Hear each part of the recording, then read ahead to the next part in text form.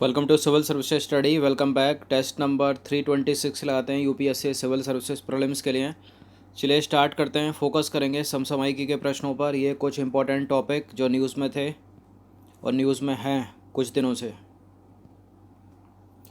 चलिए question number 1 है। देखिए कभी कभी कुछ चीज़ें जो है करंट अफेयर्स में क्या होता है कि वो क्यों फेमस हैं, मतलब क्या हुआ उनमें, कोई चीज़ खोजी गई, कुछ मिला, उसकी सीमा को घटाया बढ़ाया, जो भी कुछ।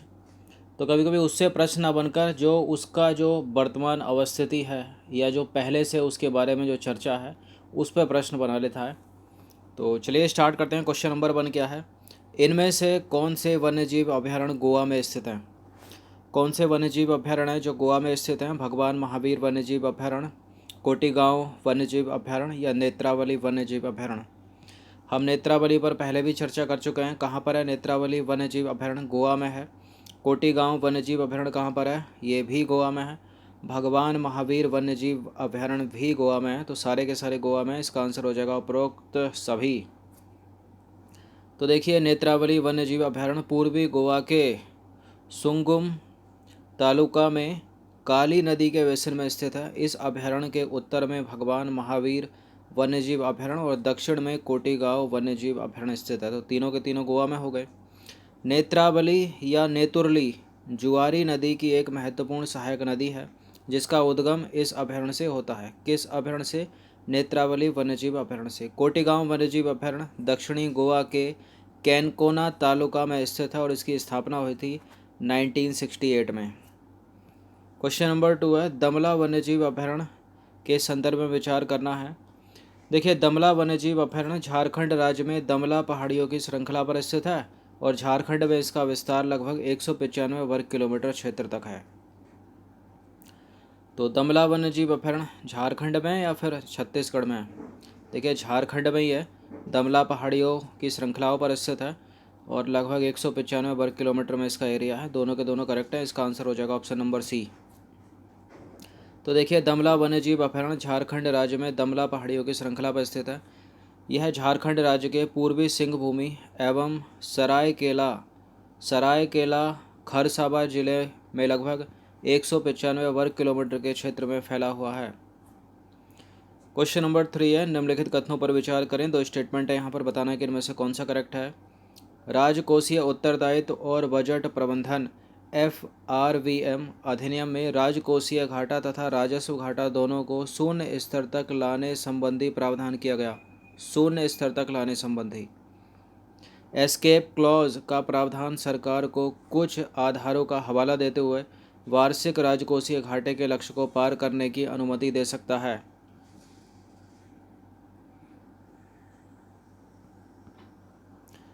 तो कौन सा करेक्ट है? देखिए इसमें दूसरा वाला स्टेटमेंट तो सही है, पहला वाला गलत है, क्योंकि एक को शून्य पर लाना और एक को 3% तक कम करना है। तो इसका आंसर क्या हो जाएगा? केवल 2 सही है यहाँ पर बस।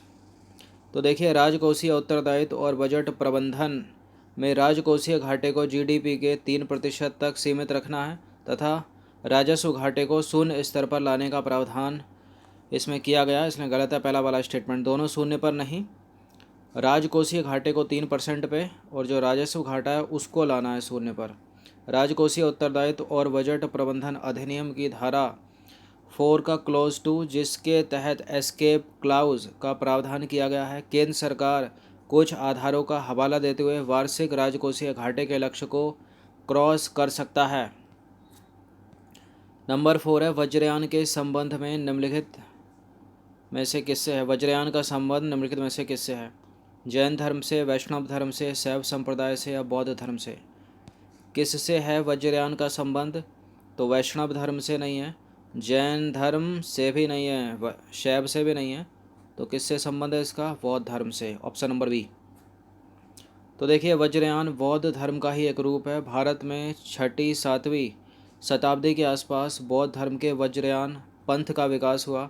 बौद्ध मठों में सुविधा भोगी लोगों का वर्चस्व हो गया जिससे मठ जो है वो भ्रष्ट प्रथाओं के केंद्र बन गए थे जिनका गौतम बुद्ध ने निषेध किया और बौद्ध धर्म के इस नए रूप को वज्रयान के नाम से जाना गया। बौद्ध धर्म का वज्रयान रूप कर्म कांडों एवं धर्म प्रतीकों से भरा पड़ा था। उत्तरी भारत में बौद्ध विश्वविद्यालयों की शिक्षा में तांत्रिक विचारों को सम्मिलित किए जाने लगा, और जिनमें से अधिकांश जो है वो आत्मज्ञान की खोज पर केंद्रित हैं। वज्रयान का उद्भव संभवतः बौद्ध धर्म की महायान परंपरा से हुआ है। तो इसका भी बौद्ध धर्म की दो परंपराएं, महायान और हीनयान।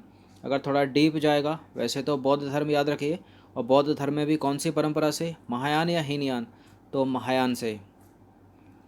क्वेश्चन नंबर 5 है, निम्नलिखित अधिनियमों में से कौन से रासायनिक आपदा प्रबंधन से संबंधित हैं?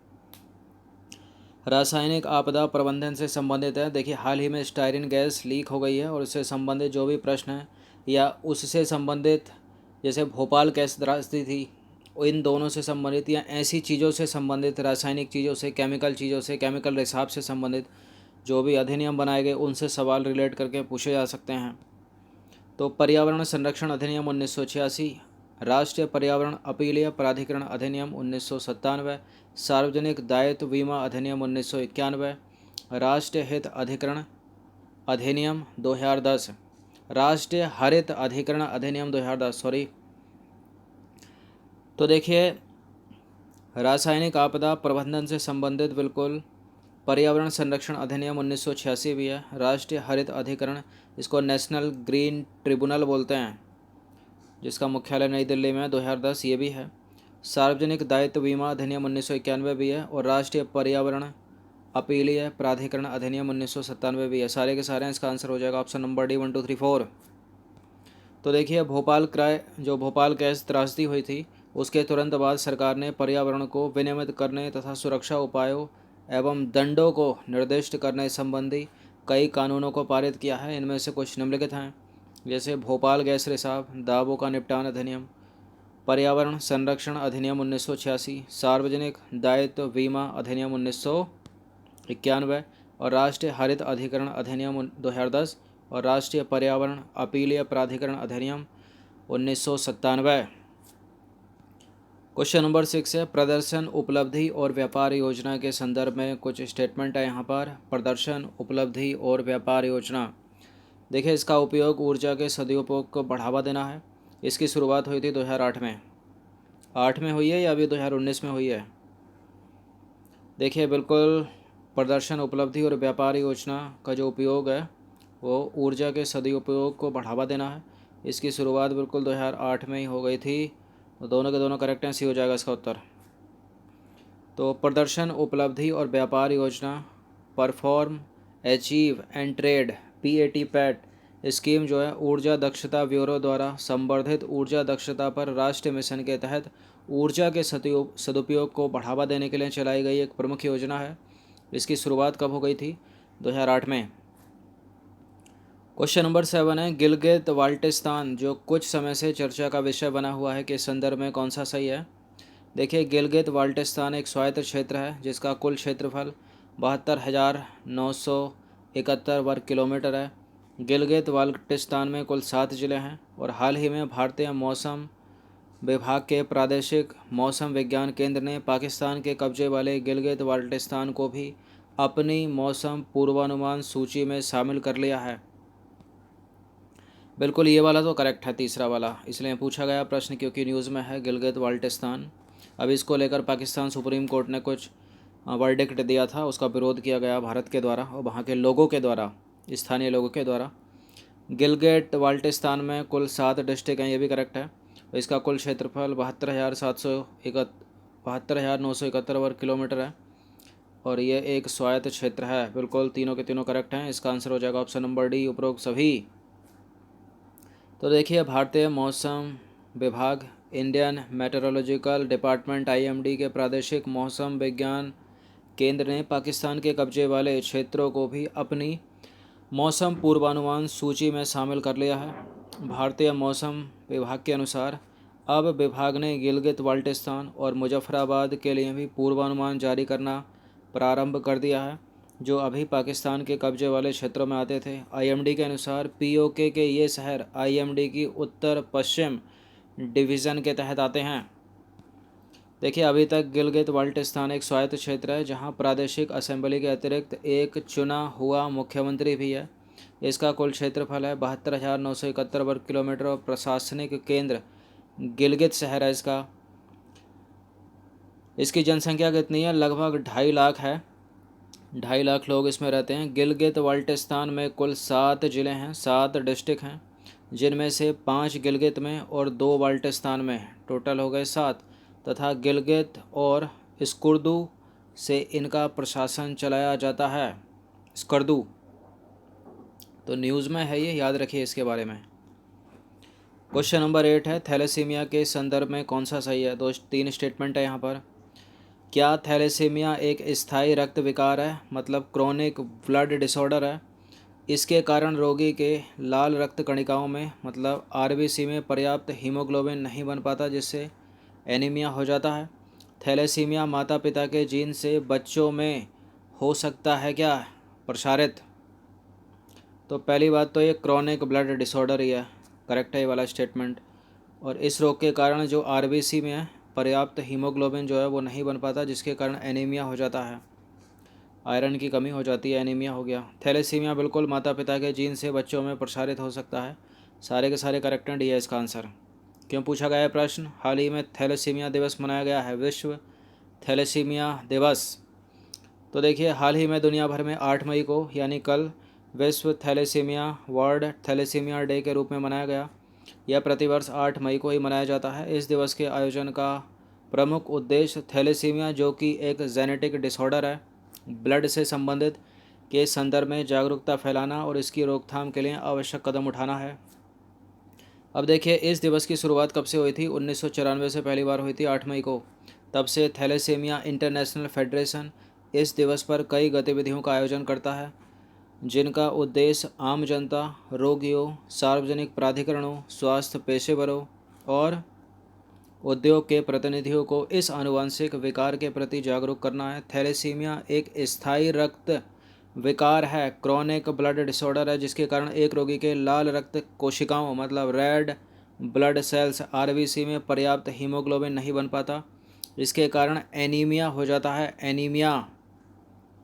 और रोगियों को जीवित रहने के लिए हर 2 से 3 सप्ताह बाद रक्त चढ़ाने की आवश्यकता होती है। थैलेसीमिया माता पिता के जीन्स के माध्यम से बच्चों को मिलने वाला एक आनुवंशिक विकार है, जेनेटिक डिसीज़ या डिसऑर्डर इसको बोल सकते हैं।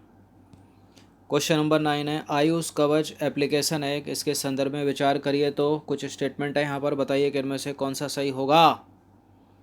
तो इसे एनआईसी तथा नीति आयोग ने मिलकर बनाया है। यह जो एप्लीकेशन है वो कोविड-19 से लड़ने की प्रक्रिया में प्रतिरक्षा को बढ़ावा देने हेतु स्वास्थ्य उपचार और उपाय प्रदान करने का काम करती है भाई।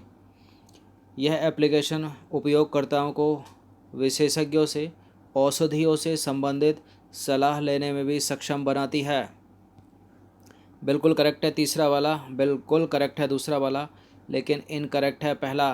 नीति आयोग ने या एनआईसी ने नहीं बनाया इसको, उत्तर प्रदेश की सरकार ने बनाया है। तो केवल 2 और 3 सही हैं। तो देखिए हाल ही में उत्तर प्रदेश सरकार ने राज्य के आयुष विभाग द्वारा विकसित आयुष कवच नामक एक मोबाइल एप्लीकेशन लॉन्च किया। तो पहला तो गलत हो गया।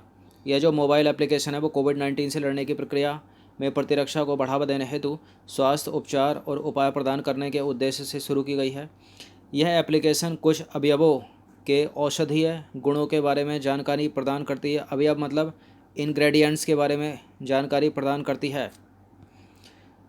देखिए यह जो एप्लीकेशन है उपयोगकर्ताओं को विशेषज्ञों से औषधियों से संबंधित सलाह लेने में भी सक्षम बनाती है। एप्लीकेशन का मुख्य उद्देश्य उपयोगकर्ताओं को यह जानकारी प्रदान करना है कि कोविड-19 या कोरोना वायरस का मुकाबला करने के लिए शरीर की प्रतिरक्षा में तुलसी का, लौंग का, दालचीनी जैसी आम रसोई सामग्रियों का क्या महत्व हो सकता है। ये तीनों के तीनों इम्पोर्टेंट है। अगर सबके रसोई घर में पाई जाती हैं तो बहुत अच्छी बात है। आयुष मंत्रालय ने कोविड-19 से मुकाबला करने के लिए प्रतिरक्षा बढ़ाने हेतु कई उपायों और आयुर्वेदिक प्रथाओं की शुरुआत की है। तो मोस्ट इम्पोर्टेंट है ये यूपीपीसीएस के लिए, तो खास तौर पर आयुष कवच। 10वें प्रश्न की तरफ अग्रसर होते हैं। स्टाइरेन जो एक ज्वलनशील तरल है निम्नलिखित में से किस में पाई जाती है? देखिए हाल ही में ये गैस जो है वो लीक हो गई है और ये गैस लिक्विड फॉर्म में रहती है। विशाखापत्तनम में लीकेज है और इम्पोर्टेंट है, न्यूज़ में है, और 8 लोगों की इसके कारण मृत्यु हो गई वहाँ पर। तो किस किस में पाई जाती है ये? ऑटोमोबाइल में, सिगरेट के धुएं में, फल एवं सब्जियों में। तो इसका आंसर हो जाएगा, पहला तो है ही है, ऑटोमोबाइल में पाई जाती है ये, सिगरेट के धुएं में भी पाई जाती है और ये फलों और सब्जियों में भी मिलती है। तो इसका आंसर क्या हो जाएगा? Option number D, 1 2 3। ये फेवरेट प्रश्न होते हैं यूपीएससी के। तो देखिए, उपरोक्त सभी सत्य हैं। स्टायरीन जो है एक ज्वलनशील तरल है जिसका उपयोग जो है पॉली स्टायरीन, प्लास्टिक और फाइबर ग्लास, रबर और लेटेक्स के निर्माण में किया जाता है। US National Library of Medicine, क्या नाम है? US National Library of Medicine द्वारा चलाई गई वेबसाइट टॉक्स टाउन के अनुसार स्टायरीन वाहन तथा सिगरेट के धुएं तथा फलों एवं सब्जियों जैसे प्राकृतिक खाद्य पदार्थों में भी पाया जाता है। हाल ही में आंध्र प्रदेश के विशाखापत्तनम में इस गैस के रिसाव के कारण 8 लोगों की मृत्यु हो गई। तो किसी भी तरह से प्रश्न इससे पूछा जा सकता है, कुछ इस तरह इम्पोर्टेंट है ये एग्ज़ाम के लिए, जिस तरह भोपाल गैस त्रासदी की घटना आज तक पूछी जाती है परीक्षाओं में। तो ये कुछ 10 इम्पॉर्टेंट प्रश्न थे, अच्छे से इसका रिवीजन कर लीजिएगा। धन्यवाद। किसी भी टेस्ट को इग्नोर ना करें, हर दिन प्रैक्टिस करते रहें। जिस दिन खुलेगा उस दिन क्या होगा, फिर समय कम पड़ जाएगा अगर अभी से नहीं पढ़ा तो। चलिए।